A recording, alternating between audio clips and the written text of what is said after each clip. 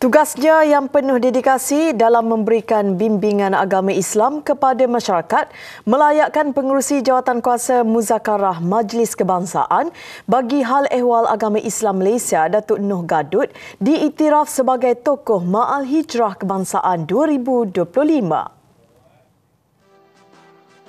Berusia 79 tahun dan merupakan anak kelahiran Sekamat Johor, beliau mendapat pendidikan tertinggi Ijazah Kehormat Dr. Falsafah Pembangunan Insan di Universiti Tun Hussein On Malaysia UTHM.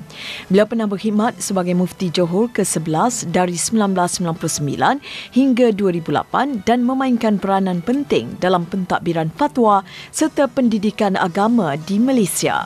Penting, saya akan gunakan amanah ini untuk menyebarkan maklumat ini kepada masyarakat dan kita akan sebut apa peranan kita umat Islam yang tak dapat tokoh dalam melaksanakan kehendak iaitu visi, misi dan objektif Ma'al Hijrah ini.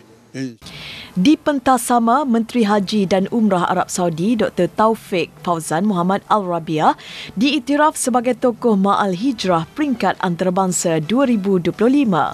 Dilahirkan di Riyadh, Arab Saudi, beliau dipilih atas sumbangan cemerlangnya dalam memartabatkan perkhidmatan haji dan umrah di peringkat global.